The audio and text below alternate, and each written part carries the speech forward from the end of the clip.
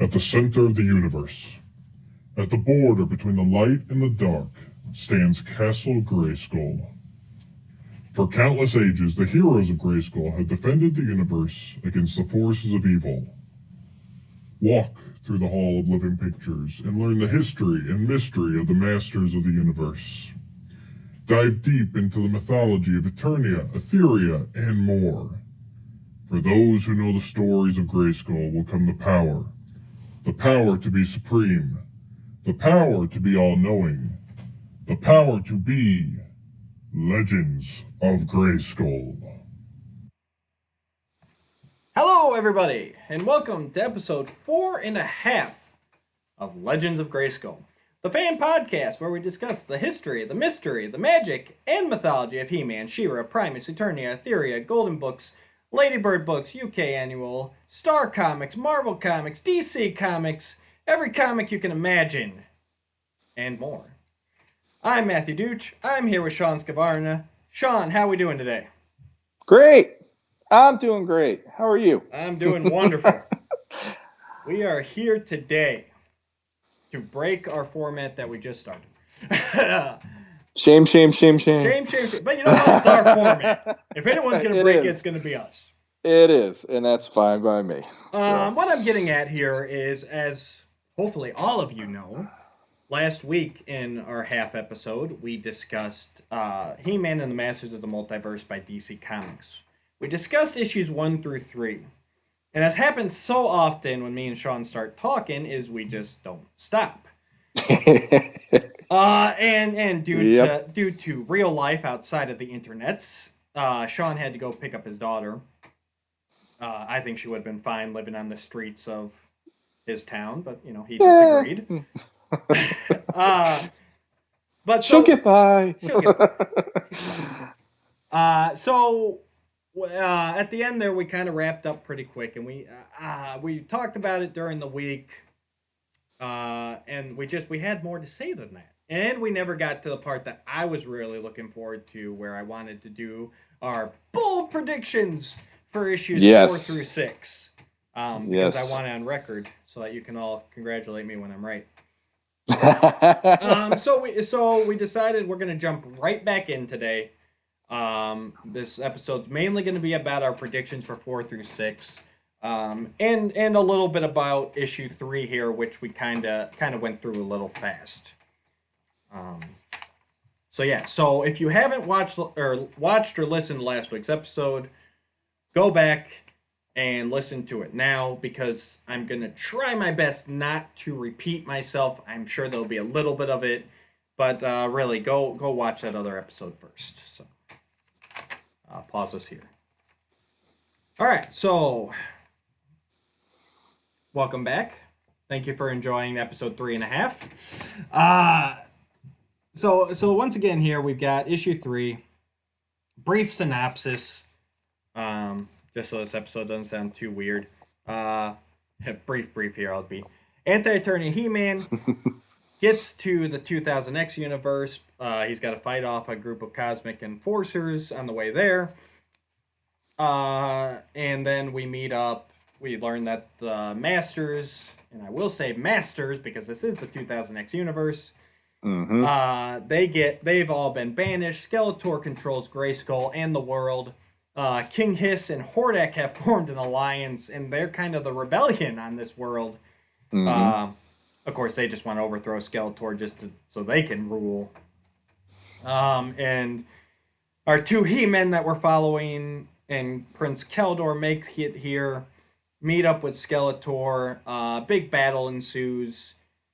And they end up defeating Skeletor. Hordak and King Hiss and their armies get banished, and Anti-Eternia He-Man, of course, gets the 2000X Power Sword and moves on. So that's your brief synopsis. So, like I said in the last episode, this is the episode. This is the issue where I'm like, okay, now we're going somewhere. Excuse me. Let me pop over here for 1 second. Just time killer. The one thing I forgot to do. Forgot to grab my copy, so I'm good. All right. That'll help Sorry. a little bit. It will. So yeah, I can't remember quite everything we talked about last issue or last episode, but I really did like this storyline. I felt it was a fitting end to the 2000X series. Um, if there's a world where He-Man's going to be defeated this badly, it would be 2000X because of where they always took their episodes. You know, you really felt that the stakes were always real in the Mike Young production show and in the comics and everything else. And this shows how real they are.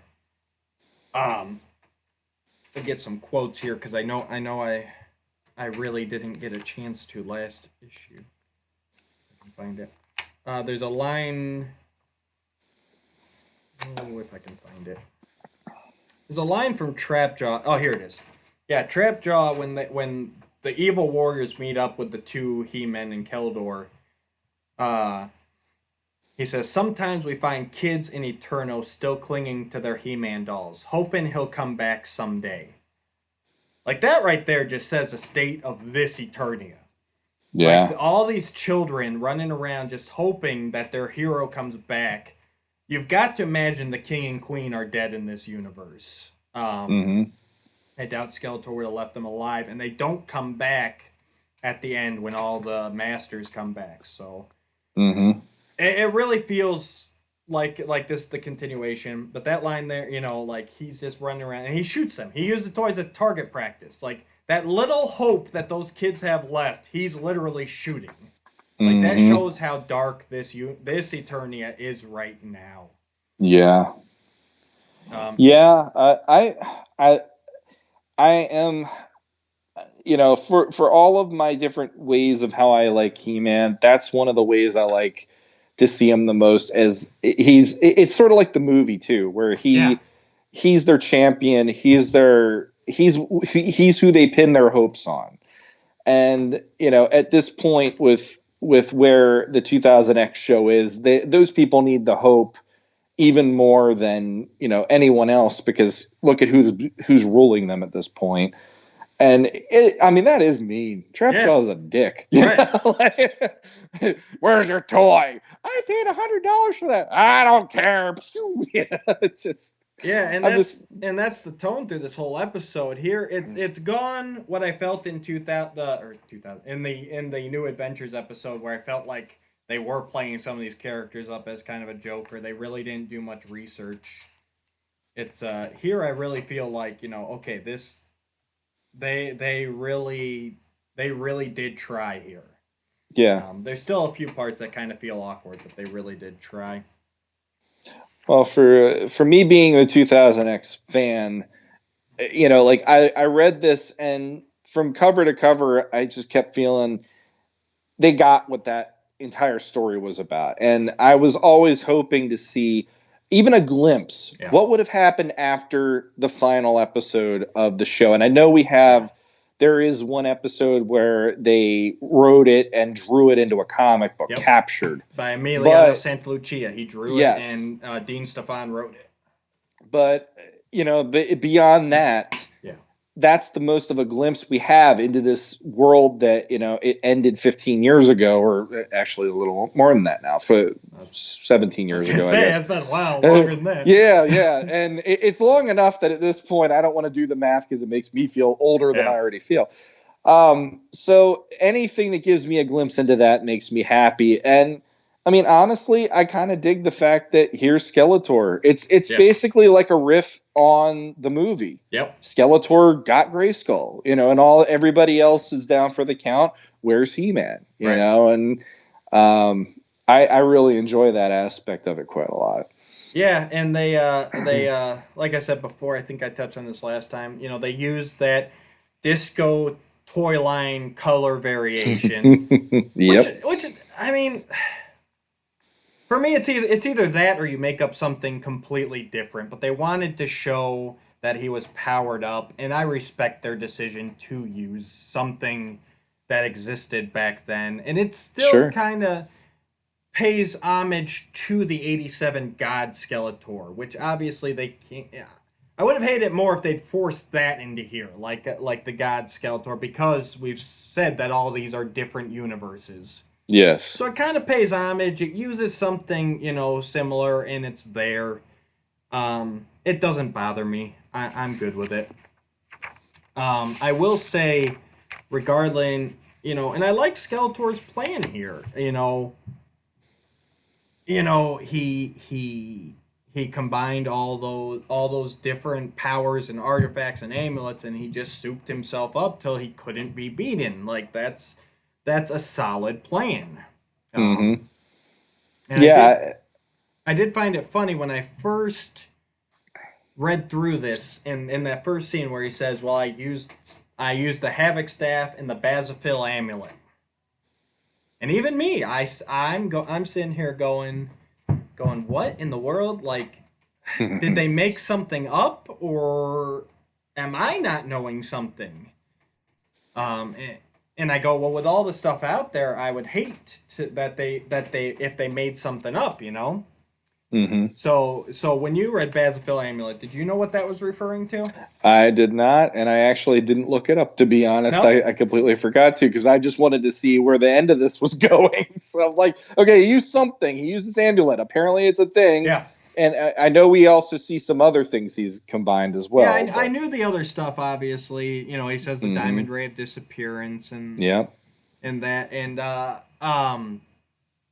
But what's the amulet then? So thanks to the wonderful Character Guide and World Compendium done by a ton of Masters fans world around, too many to list, the Bazafil Amulet, it's actually, you know it very well. It is Count Marzo's amulet from the Mike Young production series.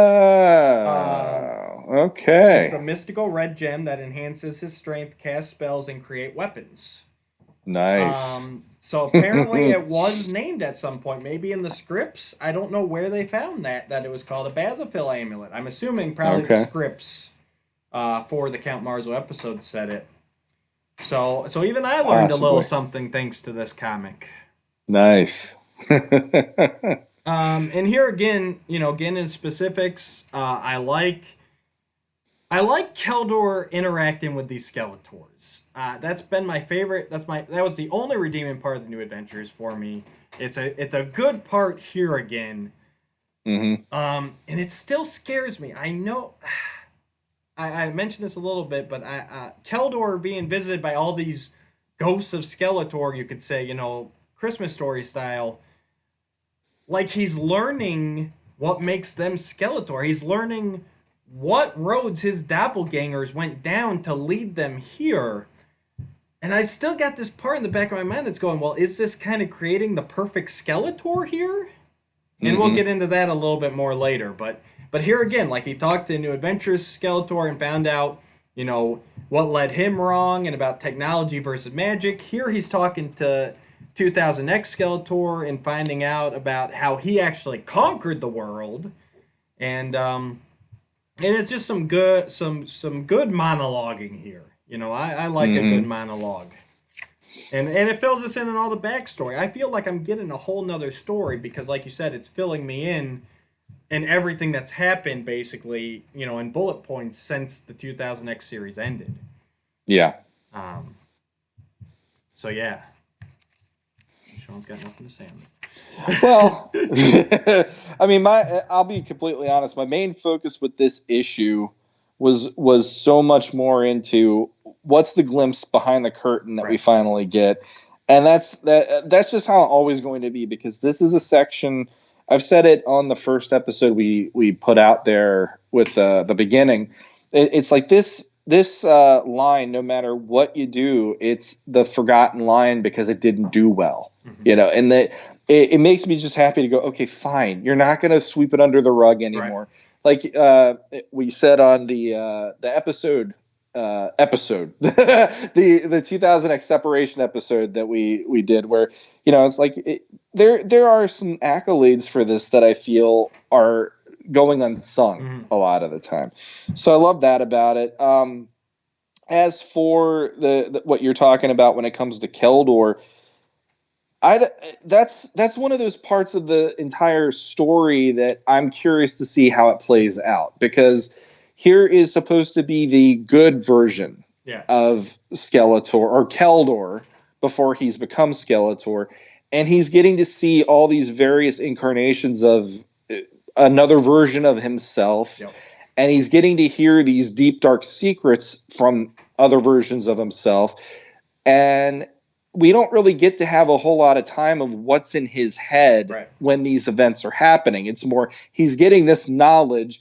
He might have a slight moment to react to it, but then the story just pulls us into here's the next universe we're going into or whatever. So there's a little tiny bit of time, maybe like 2 or 3 panels tops, and then boom, we're off and running to the races on the next one. Which for me it's always going to be a negative part of doing a mini series like this, because there isn't time to breathe usually. Right.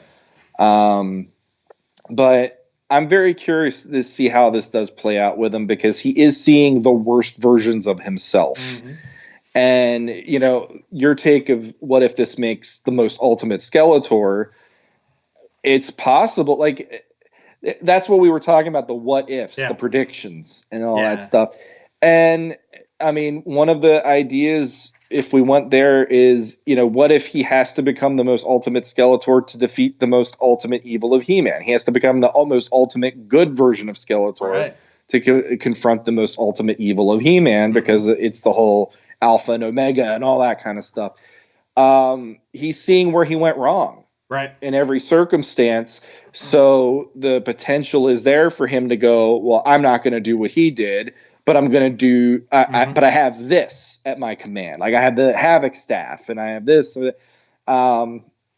So, you know, it does open, you know, that's why, for as much as fans aren't liking this or giving it a lot of negative reviews and stuff, there's definitely some story parts to this where I feel like, no, if you actually took the time to read this, you might actually go, I want to see how this ends. Because I feel like there is enough story still left in here where it's like, well, how would you fight the most ultimate evil version of the most powerful man in the universe? You know, and real quick for something you said, and then go ahead. Is he has yet, Anti-Attorney He-Man has yet to go up against anything that's made him stop in his tracks. Every issue is him plowing through something to get to the next thing, and there's barely any resistance. Right. So what is that thing that's going to make him finally stop? Right. And actually have to, you know, dig in a deeper just to fight this thing that they finally can go, this is the thing that we have to fight him. Is it Keldor becoming a Skeletor? Is it He-Man? Is it a normal He-Man getting the swords back, the power sword? I don't know. Right. And and just to preface that right quick before we get too deep into it, even though we're pretty deep into it. Thanks to me as always. But I do want to say that if you did not like this issue or this series, more power to you. We are never going to say that's not valid. Everyone's entitled to their opinions. And we're just offering ours. So I just want to preface that we are not trying to say anybody's wrong for disliking it. I personally did not finish the Thundercats crossover, so because that just was not for me. Maybe I'll go back and revisit someday. I don't know. But yeah, this I think a big hang up for a lot of people, and I touched on this last time, so I won't get too far into it, is that they merged all the aspects of the universe. And, you know, we talked about this in our separation episode for Mike Young, is that the Mike Young show and, say, the Four Horsemen toys had a very different look, a very different feel, a very different design. And this here is even neither of those, really. And I think that's a big part of some people's issue is that, well, it doesn't look like 2000X. And it doesn't. This is Dan Fraga's version of 2000X. Just like I said, New Adventures, that was neither really the jet lag show, the mini comics. You know, if anything, mostly it was the classics toys. So if you can get past that, but I really do feel looking at these like they look like the 2000X. They embody the spirit of it.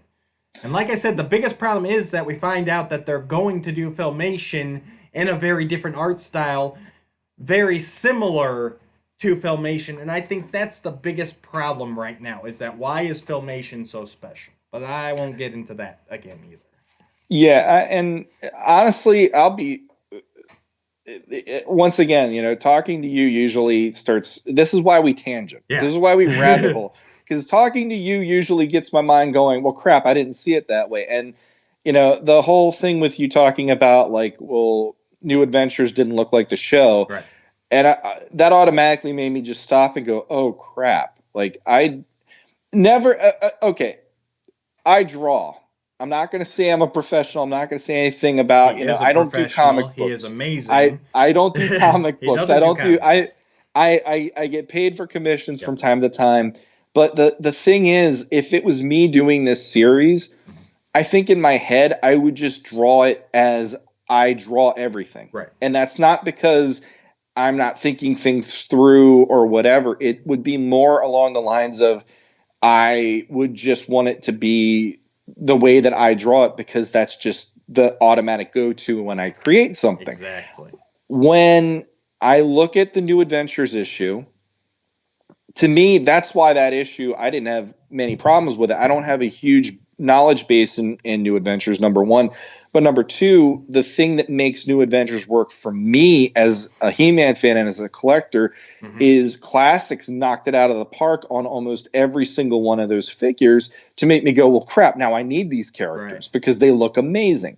But then if you look at what the animation is, like you said, then it's like, oh, so I can take that away as it can be a negative to people because, for somebody that likes Filmation, well, Filmation looks a certain way.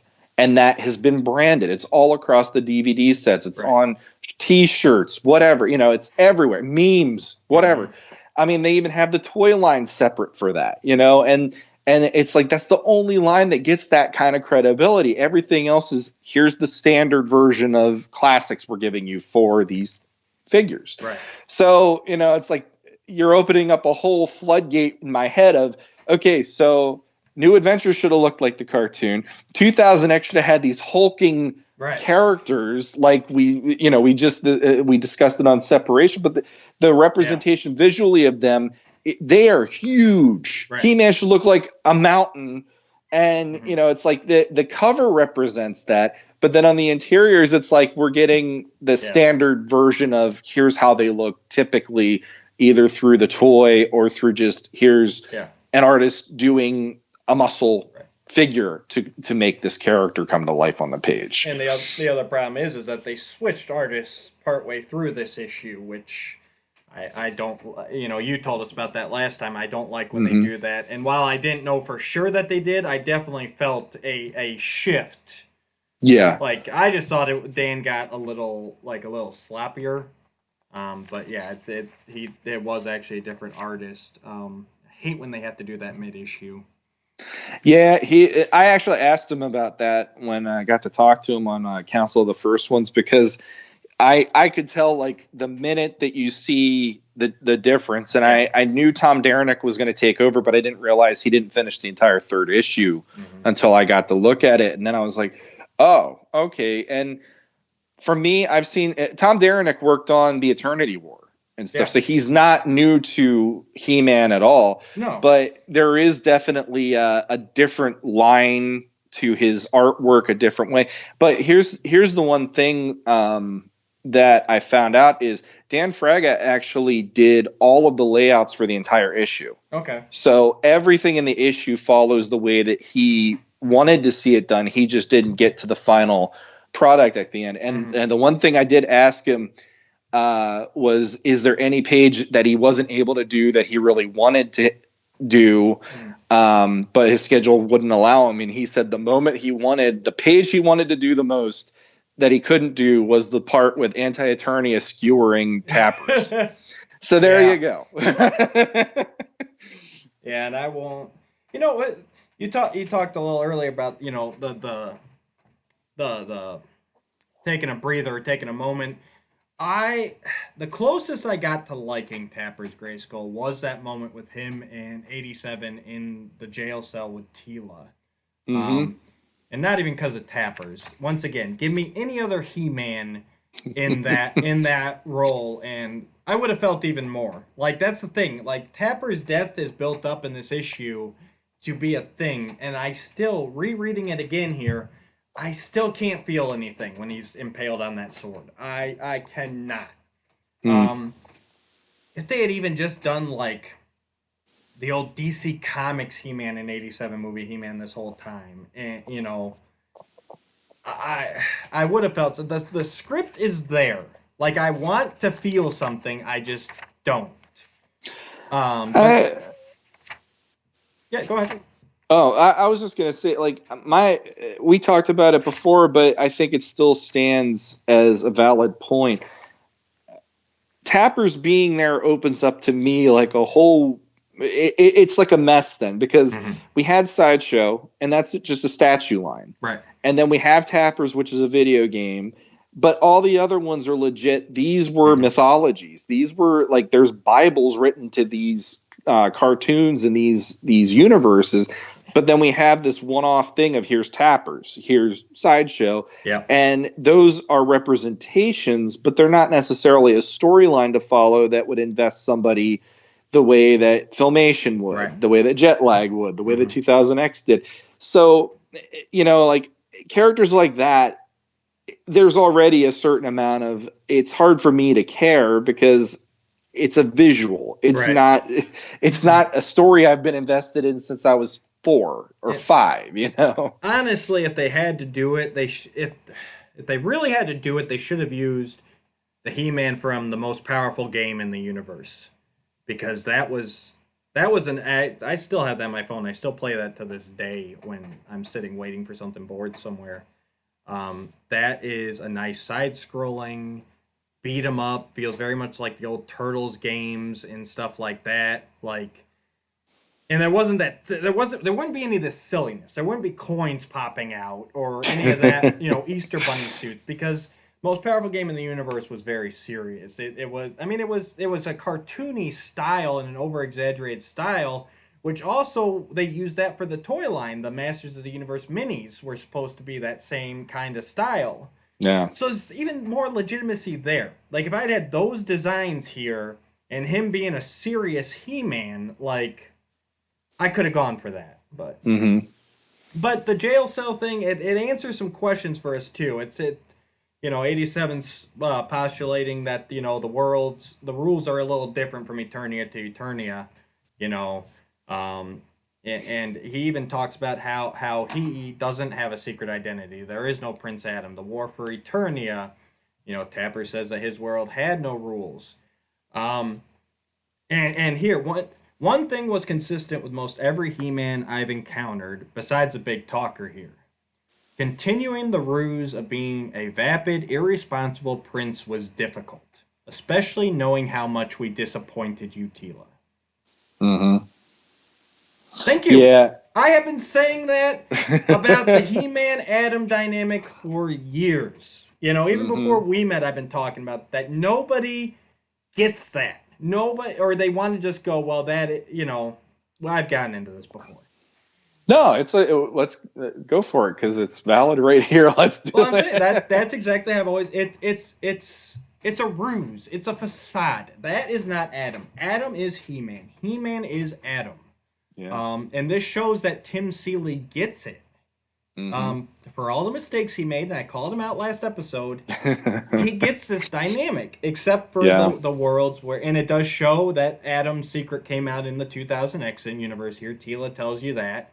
Um, and once again here, you're trying to get some sympathy for Tappers, but I just can't feel it.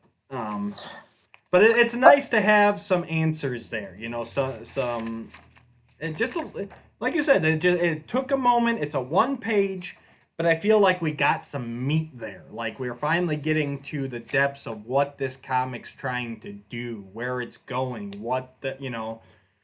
some running themes throughout all of the universes, because at the end of the day, that's what this is about, is that no matter what version you like and no matter what version you love, they all have these things in common. There's these core traits, and it's really boiling it down to that.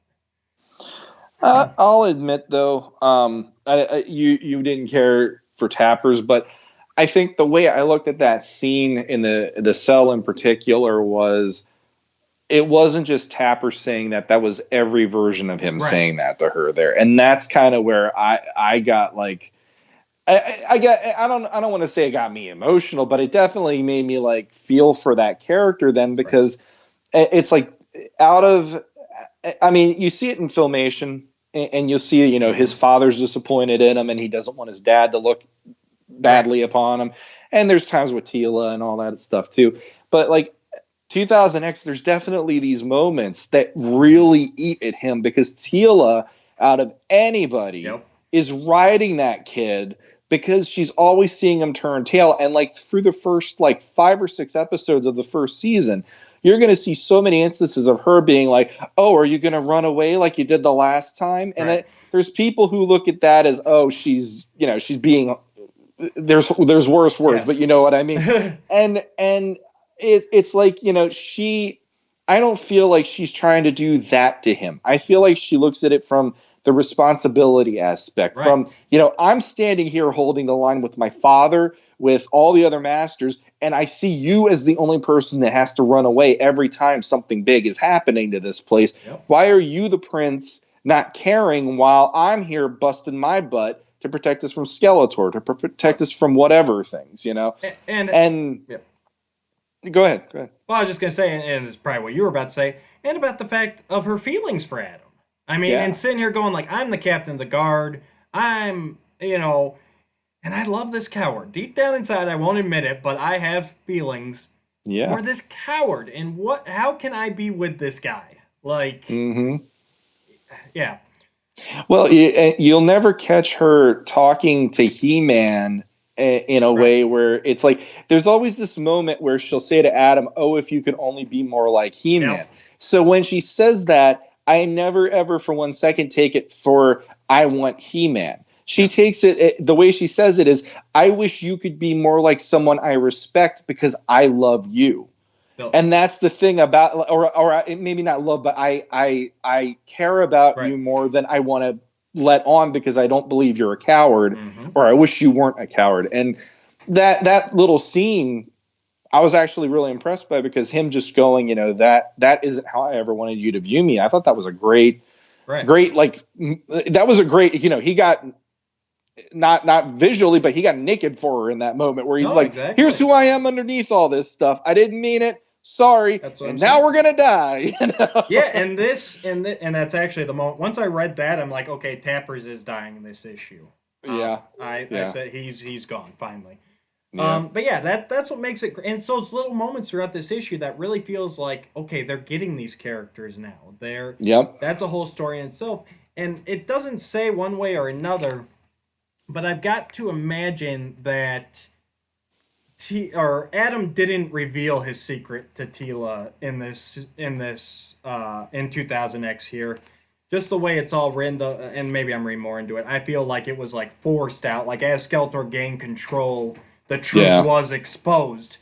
And they maybe even when He-Man was finally defeated and banished to his ghost form in this, so just hearing Tila and everything and the reunion that comes later, I feel like they never even got their chance as 2000X Adam and Tila to really even explore this. So this is a great this scene right here makes this issue for me. It's this is what it's about. He's getting it, Yeah.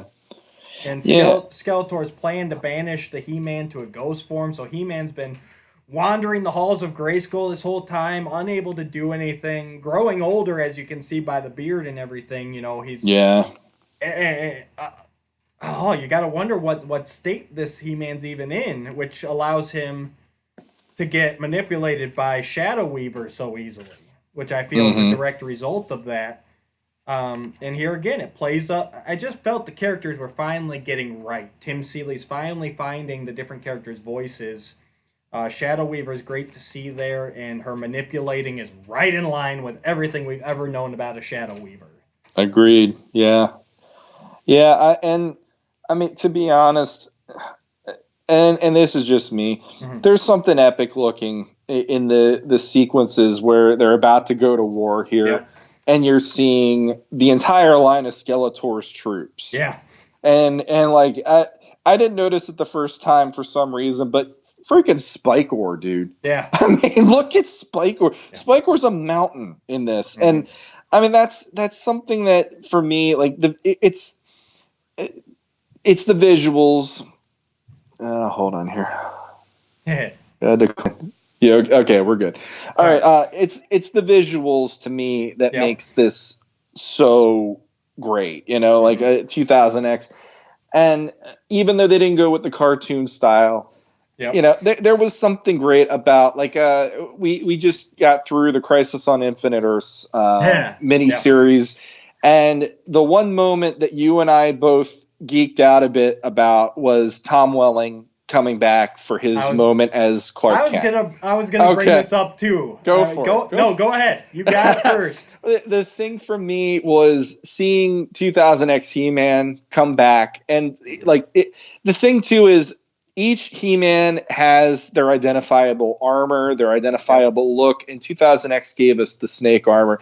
So when I saw the snake armor, and he has the long hair, the beard, he actually reminds me of Aquaman back in the 90s when he had the harpoon hand and all that. It was like, when I saw that, I had to do a triple take going like, did they just put Aquaman in He-Man armor? It worked for me.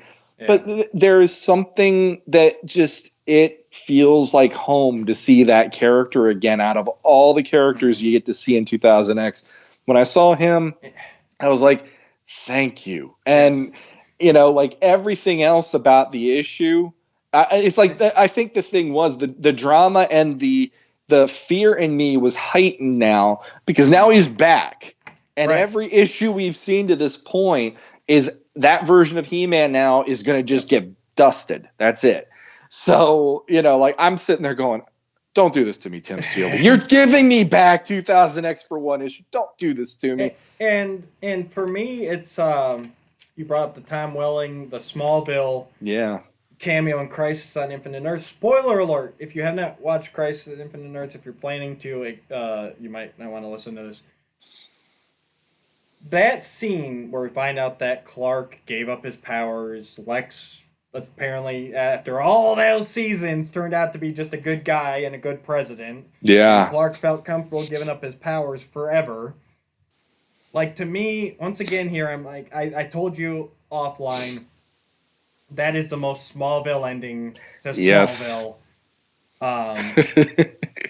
Because it raises you up and it disappoints you one last time. We'll string you along for 10 years. You get like 10 minutes of him in the suit. And then when we show him again, you find out he doesn't have powers anymore, but he can still punch Lex Luthor right in the face. At least there's that. So it's like, but here, when we hear about, and this is what I was getting at, we hear about everything that's happened between what we've seen and now. Mm-hmm. And you have to imagine it's 2 years, he says, since he's banished everybody. But you got to figure there's even a greater time between there, you know, Hordak coming back and everything. Like, there's there's probably at least a decade after the events that we last see. Yeah.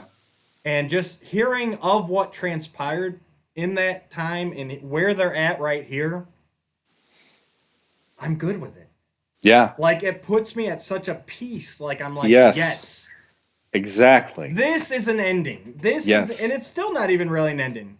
Because He-Man's still alive. Skeletor's still alive. If anything, it's reset to the status quo where you could come back, you know, King Hiss and Hordak are banished again at the end of this issue. Yep. So they could start a 2000X comic series tomorrow, picking right up here. And it's kind of reset everything. Skeletor's back to with just his evil warriors. He-Man's here, but now his secret's revealed. Mm-hmm. And he's moving forward as King of Eternia. Because like I said, we don't see King Randor. I gotta assume he's dead. I'm sure they're dead at this point, yeah. And him dealing with his lost time. rewriting the world.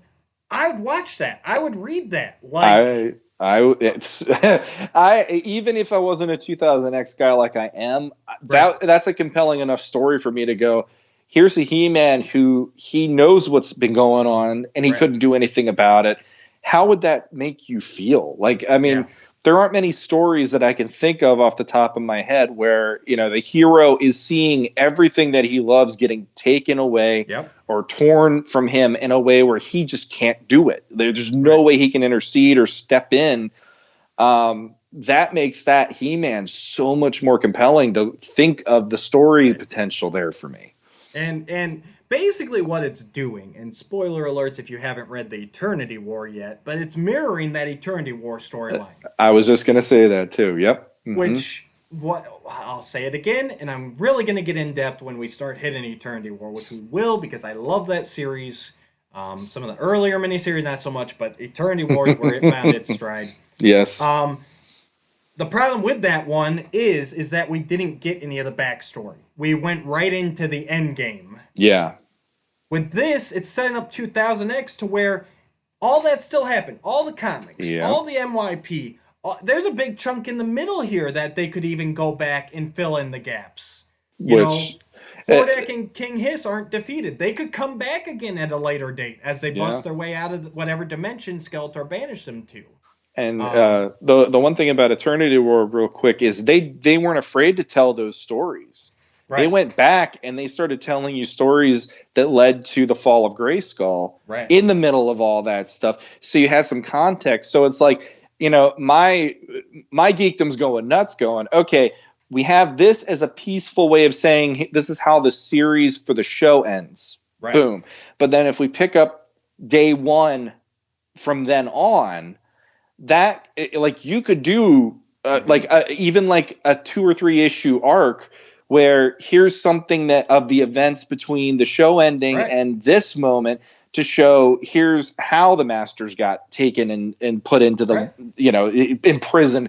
Here's how Randor got killed. Here's this, and it's like I don't want to necessarily this series is already full of a lot of death anyway. Right. But there is elements of like, well, I love that version of Randor. That is my favorite version of Yeah. Randor out of all the versions I know to this point. And he's a character I would mourn for if I got to see that story because Exactly. he was a great leader and he was a warrior, and I really like he never once made me feel alien about the concept of this is his father, and he was a part of the story. So it's like anytime that you take somebody out of the mix like that, I kind of want to see that. I want to Right. know what were the stakes they were up against that now they're not here anymore. And how about, everyone loves doing, well, let's do a story about the hero. We got the Joker movie, or I mean, about the villain. We got the Yeah. Joker movie. We got the Venom movie. We got all this, Harley Quinn's getting her own mini series, stuff like that, God, I would read a comic where it's just Skeletor in control of Grayskull after the Masters have been banished, and him fighting against Hordak and King Hiss on a regular basis. Yeah, I would too. Like Hordak and King Hiss are cooking up these schemes, like the complete flip. Yeah. Skeletor's assuming the He-Man role. Granted, but there could be some fun moments in that too. And I say fun, it's gonna get dark here for a second. Sure. But just think about like Hordak and King Hiss are like, well, we'll take the Eterno City and we'll hold everyone hostage. And Skeletor shows up and he's just like, and he just like lets all the villagers die. Exactly. Yeah. Like, that's, if done right and not gratuitous, that could be a good story because you're putting that villain into the hero role, but he's not a hero at all. He does not. Yeah. You can tell. Look at the land; it's all desolate. Yeah. He has not tried to grow his world or anything. He is ruling it. And how does that change the script? Mhm. What's Hordak and Hiss have to come up with to even engage this ultra powerful Skeletor? Yeah. Well, Like, 2000X. That's compelling. Yeah, I agree completely. And 2000X did a really good job with the idea of these ancient artifacts. That's something that I absolutely love about the series because anything that they would put in like that, I always felt was just it's one more brick in creating this world that to me felt very rich, and it Right. felt very ancient to me in that way. Like there was all this stuff that they brought into the modern storyline, but the sorceress would always have to do well, this is what this is, and this is why you don't want this to do what it's supposed to do. Or like the lessons episode where He-Man's ready to go up against the Ramstone, she's like, don't do it, and he does. Right. I love that he's so mad that he just does everything against what she tells him, and he's like, crap, now I know what I'm up against. So you could even tell stories like you're saying, King Hiss and Hordak teaming up because Skeletor now has all of these artifacts at his command, and he's using them. That's his power source. But the other thing that would be interesting to me is showing how he obtains those. Yeah. You could do flashbacks to those even, and have an even richer story in that sense too. So, there's the thing that is mind-blowing about this issue, and this is, folks, this is why we wanted to do another episode about this issue, is this issue really does an amazing job of, it's almost like a pivot point to me of, you can go any direction with this, and there could be still really compelling stuff that you could draw from this mythology that they wouldn't let you do in the first two episodes, or the first two issues of this, because those weren't either, like you said, the New Adventures wasn't completely correct. The research wasn't there. And the first issue was basically setting up just Anti-Eternia Keldor. Right. So, which is, it's new. It's new. Yeah. And a lot of fans have a problem with new. I'm not singling anybody out, but I've talked about this to Sean, to other people. When new stuff comes out, there is an initial backlash. There always is. Sometimes we as fans have been right. Sometimes I'll admit when I'm wrong. Sean was wrong about the 2000X series over there. Yeah, I was going the wrong way on this. I was like, I'm a great case in point of, if you want to talk to, I'm praising it all the time, and I was the guy going, I don't like this. Yeah. So when it first hit. Once again, with this comic, just put down the preconceived notions. No, it's not going to be exactly those eras, and try and enjoy it for what it is. This issue for me was also a pivot point. It's the point, like I said, issue 1 was fine. Issue 2, I really got dragged down because I know the New Adventure story, and that wasn't it. This is where I'm going, okay, maybe there's something here. Maybe they've got something. Maybe they found their voice. The next 3 issues will tell me whether I'm right or wrong. I will say, like Sean said, the positives, 2000X He-Man's alive, 2000X Skeletor is alive. Anti-Eternia He-Man wanted to kill him, but then he ended up taking off before that. And to your point earlier about, no, Anti-Eternia He-Man hasn't really come up against anybody who's really challenged him, but this is the closest he's come. As in, he saw everybody combined here, the Masters, the, 87, Skeletor, and he just left. Yeah. He didn't engage them. Yeah. So you got to feel that there was a part of him that goes, I could probably win. Is it really worth it? Yeah. I might sustain some injury. He feels so close to this power prime, as he puts it, that he's going, it's not worth the risk to engage these people. Exactly. And I like that. I like that 2000X was put up on that level where it's the first one that's given him at least a pause where he's like, maybe I should just get out of here. I like that. I like that a lot. And the thing is, my take on him before even starting reading the Multiverse series, I looked at him as almost like a Michael Myers equivalent of He-Man, where he would be this voiceless force that was unrelenting, and he would do stuff that would probably make the typical Masters of the Universe fan go, holy crap. Because, like, the quantifiable aspect of evil to me is different depending who you're talking to, because my version of evil might be a whole different version than Matt's evil, might be a whole different version of, whoever's evil out there. Tim Seeley's evil, Dan Fraga's evil, whatever. It's the idea of evil to me is something that you aren't capable of even going there because you won't go there. Exactly. So here is somebody who has the ability not just to wield the power of Hellskull, but the ability to not have any reasons whatsoever to stop himself from using that in a way that he sees fit, not in a way that would be for the betterment of people.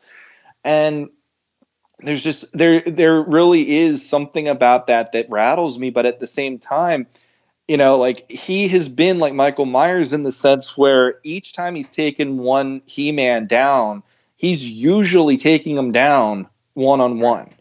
So yes. I'm very curious if this issue is the beginning of us seeing something along the lines of, and this is where we said that we wanted to talk about the possibilities of what might happen with this. Yeah. So it dawned on me. Hang on. Let's okay, we won't go there yet. All right. One second. I got one. I don't know if you have any more specific scenes, but one more scene I wanna. Okay. And it's the final page, obviously. The crackers. It's gotten a lot of grief. Okay. Okay, guys, let's throw it out there. Yes, it shows Crackers the clown. Crackers the clown, and honestly, you know who we had to blame for that?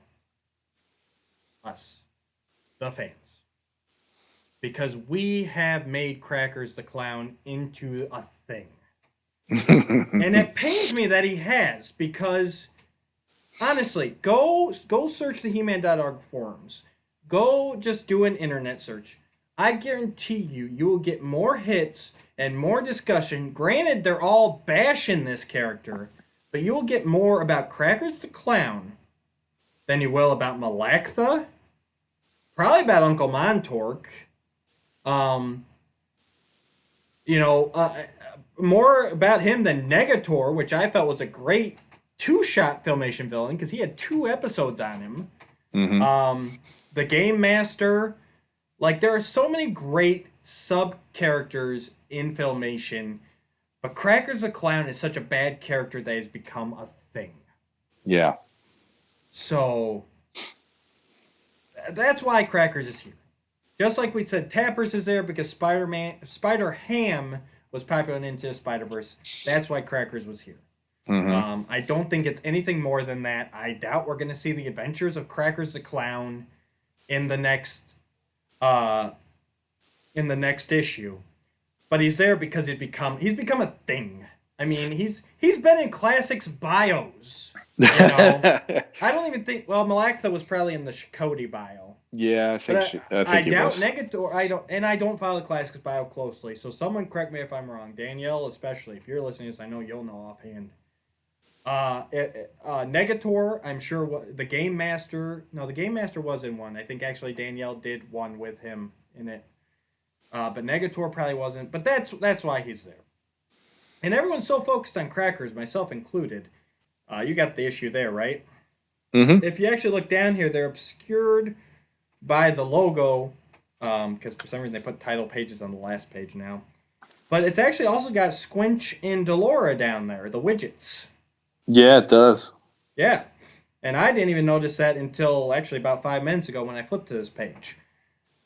So, and here again, the quote from Anti-Attorney He-Man, I know I've heard a lot of people talk about this. What cursed hell is this? Like you said, Sean, we talked privately. He's coming into this bright Filmation good world. Of course this is going to be, like, to him, the most evil man in the universe. Yes, what cursed hell is this? Yeah. Honestly, I would say the same thing if I went into the world of the Teletubbies. Yeah. I'd be like, what the hell is this? It's not a knock against anything. No, and here's the way I look at it, and this is just me being who I am. I started off with the Castle Grayskull box art, the mini comics, the Battle Cat box art, the Battle Ram box art. All of that painted Eternia as this war-torn, mythic, epic-looking planet that had a lot of mystery and a lot of danger to it. Yep. So, for me in 1983, when Filmation hit, I mean, I make it as a joke, but it's like, it's so bright and colorful the minute that it shows up on the screen, and then all of a sudden there's Orko, and initially I'm like, I'm Lubick doing, what the hell is that? Right. This is That's what not I'm the way saying. that, it's like, this isn't painted in the way that I viewed everything to this point.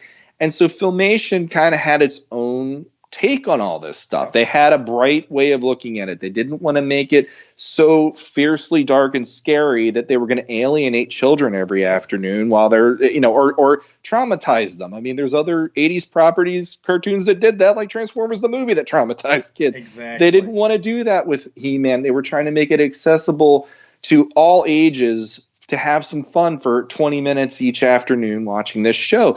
For me, it was the same thing as Anti-Attorney He-Man. The first couple episodes of He-Man, I'm like, none of this matches up to anything that I was liking about this line, but that didn't make it wrong. It didn't make it that it was whatever. It was just, here's a different take on this. Right. Just like it's a multiverse comic. Right. So therefore, it's going to show you different aspects of these characters and different aspects of continuity that might not mesh together because it is such a stark difference from one to the next. Exactly. So, I'm not trying to say like we're right and everybody's wrong. I'm just looking at it from, that's the way that it made sense to me when I saw that last page. It's like, Anti-Attorney He-Man comes from death, carnage. There's like demonic stuff going on in his universe. To go to Filmation where it's kind of light and the colors are bright and there's more of a sense of fun to it and stuff. Yeah. There's a festival going on. There's music. You see the music notes. Read those lines from his perspective, because that's what it is. This is his character. And he even admits the power is strong here. I am closer, ever closer. Mm-hmm. He's admitting, like, this is one of them, and it's gonna be. It's gonna be one of the most powerful He-Men he's faced. Mm-hmm. So that kind of takes us into what we're going to. I will point out really quick, because Sean loves this. I do love Anti-Attorney He-Man's eyes there. When we get the close up, don't you? If they were glowing, they would be even more creepy. I gotta say, that's the way I looked at it. I mean, I know there's not a glow effect, but if this was animation, I guarantee you it would be that kind of glowy effect right here. And that's the way I looked at it. I go, well, Sean's gotta love this because No. I have that weirdness about me, but the thing is. And that's why the character is unsettling to me in so many ways, because He-Man, no matter what version you have, he's usually somebody that breaks the fourth wall in certain points. He'll wink at you. He'll give you that, I got this, right. I'm going to handle business. But he has the eyes, and the eyes are the window to the soul. And when you look at Anti-Attorney He-Man, who is the face of someone that should be representative of goodness, of power used correctly, of someone who's going to keep you safe and who's going to protect you, and you see nothing there, that is so unsettling to me. Yes. And you got the color scheme on top of it. It's like, I have him on my shelf, and to this day, there's an element looking at him where I'm just like, I never want to meet this character.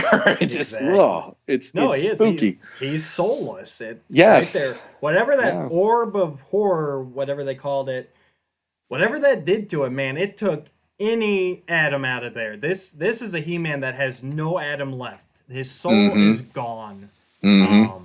And it's frightening. He's powerful, and it's like I said, really just try, guys. Try and just wipe your mind and read it. Read them all the way through. I find that helps. When I read the solo issues, not as much, but like I said, every time I get a new issue, I read the build-up. Like, I can't just read issue 3. I've got to read issues 1 and 2 and then 3. That's just how my mind works. I want to make sure I didn't forget anything. And these are written to be a one story, so. So, where do we go from here, Sean? I thought about it the other day, and, I agree with you. The whole... We need to have a moment where Anti-Attorney He-Man finally says, oh, crap. Yeah. And now, what is going to be that moment? Is it going to be like we talked about earlier, Keldor inheriting what he is every other universe where he's Skeletor, but having the means to go up against them because Right. I feel like there's two options here in the way that I view it. It's either you have Keldor basically becoming his own version of Skeletor, and he uses whatever, like all of the things that made these other Skeletors say, well, this is what I did wrong. And he does it the opposite way, maybe. Well, or even the way, because 2000X Skeletor, he won. So, and I will stop here for just 1 second. I'll let you go on in a second, because I'm that way too. I actually think that Keldor will have to become Skeletor to win this. Yeah. I think he'll be faced with that moment, but I think he has to become Skeletor. I think that's what this is leading up to. He has to become Skeletor to unleash his full potential. Mm-hmm. But I'm thinking that they'll take him as a Skeletor that makes the right choices. But I do want to say that we'll see this Prince Keldor become Skeletor. He's got the white hair already. He's got a Havoc staff. He's slowly gathering the pieces and the knowledge. And I think he'll go there. So yeah.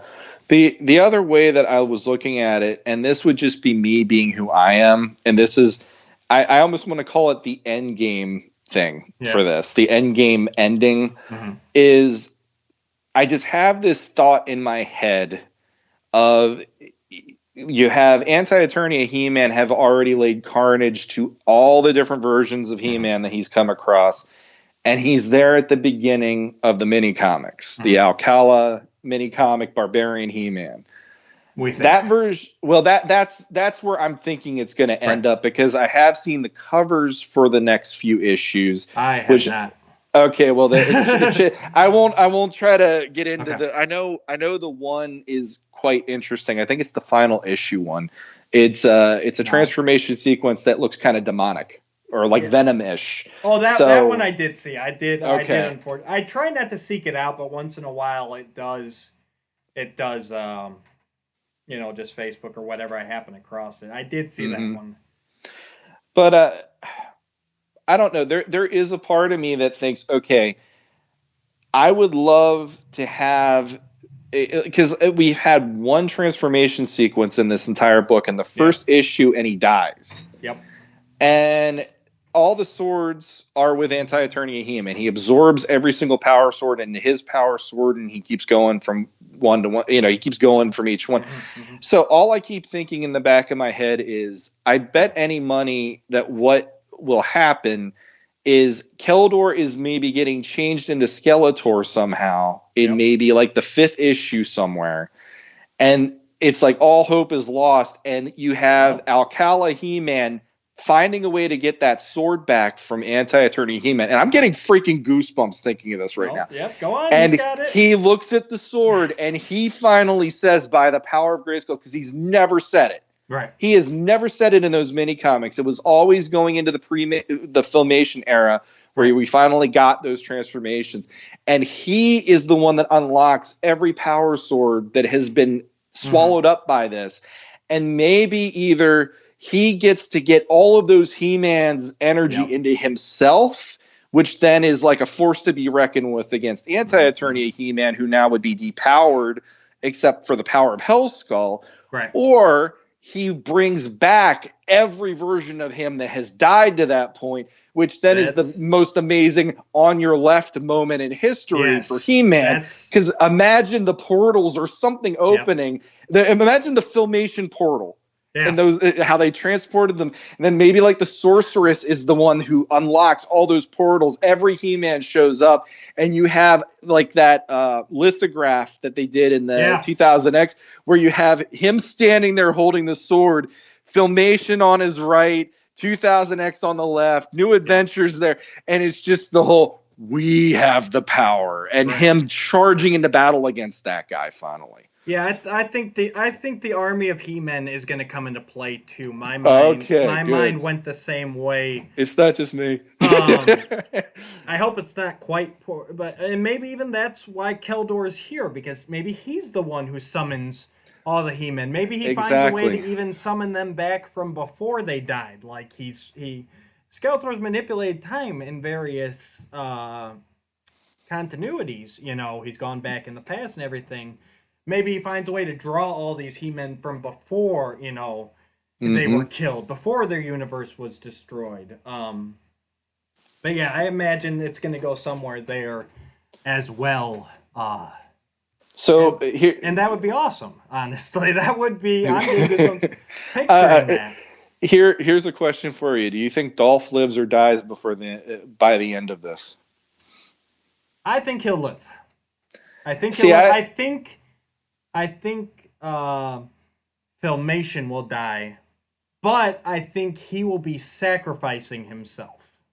Probably. I agree with that. I don't think he'll just be killed. I think it'll be like the others are trying to escape and he holds the line type of thing.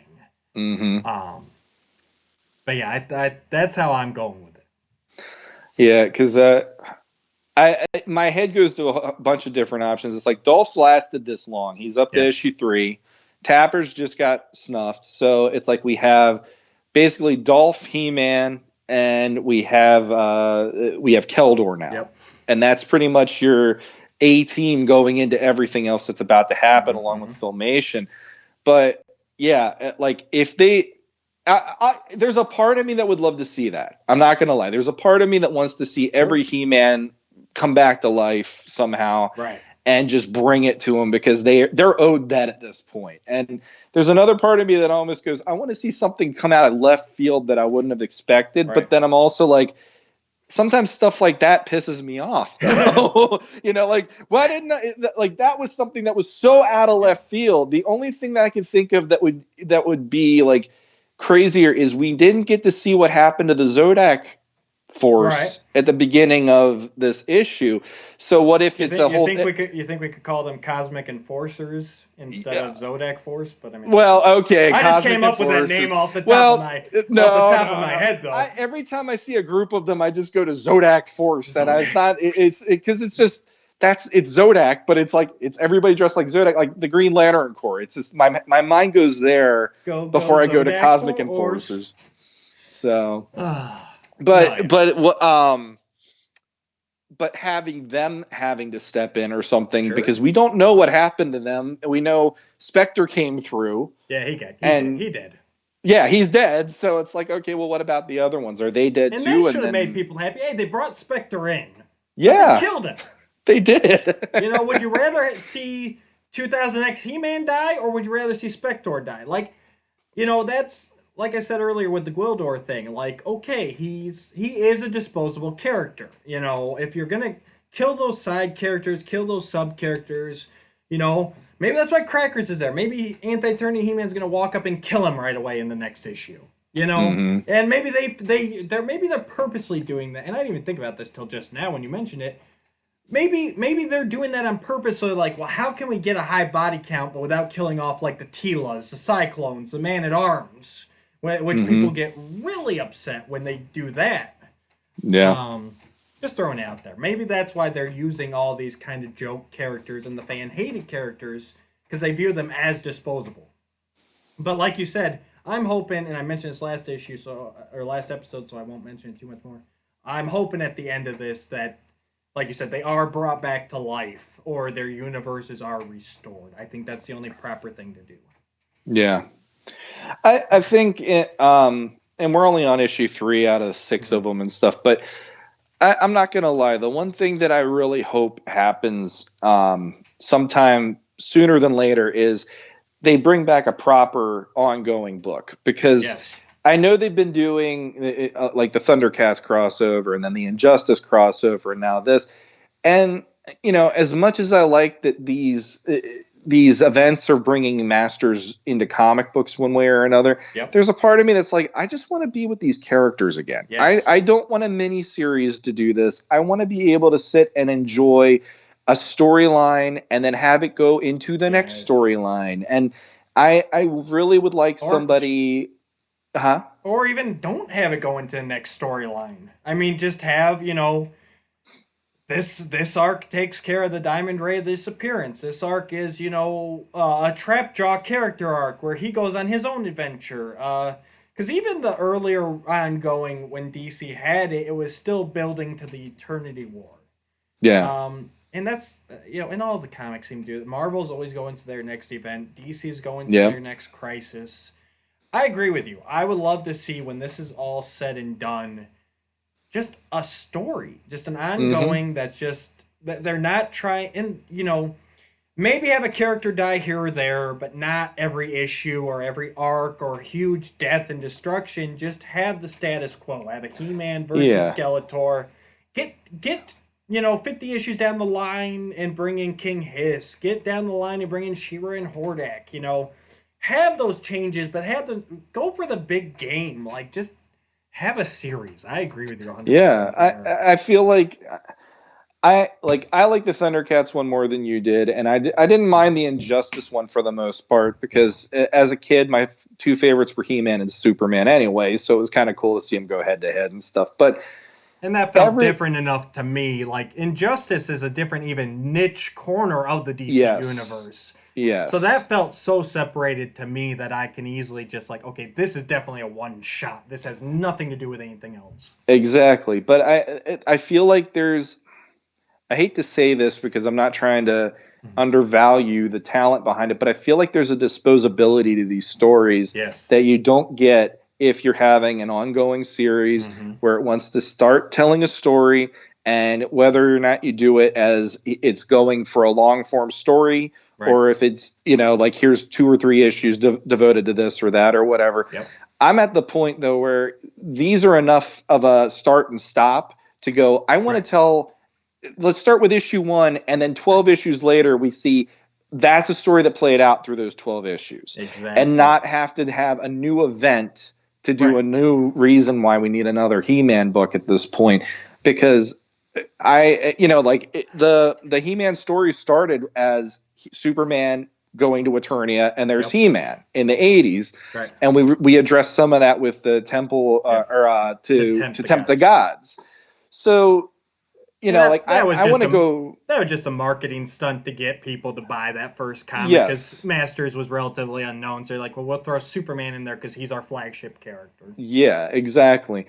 And I'm ready to have something where I want to like really sink my teeth into a storyline and get invested and actually get excited for each issue each month. And have the changes come naturally. Like I said, you don't have to build up to it. Just like an ongoing Batman or the Flash or anybody else, there will be change. There will be death. There will be story altering moments. But not where the whole series is just built to that. Eternity War was built as that whole series was built up to the final battle between He-Man and Skeletor. It was this this do or die moment. We don't need that all the time. No. We don't. And have it occur naturally. Have it build up in the background like 2000X did. They were slowly planted seeds, some of which we never saw come to fruition. And just do it that way. I 100% agree. And I want to say that's where this is going. Because since the beginning, I've said my bold prediction was at the end of this, we will have, what I called the Origins He-Man. Something's going to happen here. Crisis on Infinite Earth style, where at the end it will form a new Eternia. I'm ripping off DC Comics themselves. There will be like an Eternia Prime that will reset. Like you said, it could even. It's funny because when you mentioned it, I'm like, that could be that moment. It could be that moment where the Alcala He-Man gets the Power Sword and transforms. And that creates this whole new world. Because we saw with that Origins toy line that's hitting store shelves this fall. Well, I'm just saying the timing on this. This is what really leads me to believe it. Yep. We got an Origins line hidden in fall. And we've got this series that is going through and killing off a lot of the He-Men. Yep. So... Ooh, got really quiet there. So to me, it's like, is that what this is setting up? At the end of this, is there going to be this new Eternia, which is more barbaric, but still has the power sword, the transformation, the secret identity, which is what we saw in that San Diego 2-pack for the figures. It's kind of an amalgamation of some of the different canons. Well, I think the one thing that worries me about that more than anything is the way the DC comics started off with that storyline where Yep. Skeletor put the spell on everyone, and then boom, they don't remember who they Right. are. I almost get worried that they're going to do that again using Yep. that concept, because there is a feeling that you start like the first thing that went through my head while you're saying that is they're on the battlefield. It's Yep. like He-Man is just standing there. They defeated Anti-Eternia He-Man, and then all of a sudden the multiverse rights itself or Right. whatever. And the next thing that you see is him standing there holding the power sword, and he's the blue tunicked Prince Adam, Right. and there's Skeletor in front of him, and it's like it's almost like you could end it with that, and it just saying Yeah. instead of the end, it's saying it never ends or Right. something, and having it be it's Yeah. Eternia. It's an eternal thing. It's an Right. eternal fight. It'll always be this way, and it Exactly. like every time it ends, something happens that it just It's starts a up all over again, it's and a there's this new element. beginning. Exactly. So like there's an element of that I can appreciate to go. I've never been the kind of comic collector that I want to start with issue 1 and go forward. But in this case, I'm ready to have an issue 1 and go forward Right. and have it be devoted to not the Infinity War or not the Eternity War, sorry, not Yep. anything else other than let's just tell this story now. Let's Right. start and just go from there. And, you know, it's like there's so many different Yeah. disparate ideas going on in this mythology that it's like, what's the one that I can latch onto and enjoy from here out? 2000X has been that happy place for me because they really went there with a lot of that stuff. Absolutely. But we're not going back to that probably past this issue. And I'm really sad to say that, but I believe this is our final send off. See you later, He-Man. And, Yeah. we walk off into the sunset now because I hope he's at not. least, he's restored Right. and Tila knows who he is. So there's that. And I hope not too, because if they're smart, and Tim Seeley actually had these ideas enough to go, well, Yep. you could go backwards and tell this, you could go forwards and tell this. You have no idea how much I'd eat up a series about that at this Oh, point, just absolutely. because I'm craving it. So, All right. Well, I do have to take off now, unfortunately. yep, no But I problem. think we hit a lot of things. There's a lot of good stuff to go. And hey, guys, check it out. Seriously. Yep. Yeah, give it a shot. And until next time. Until next time.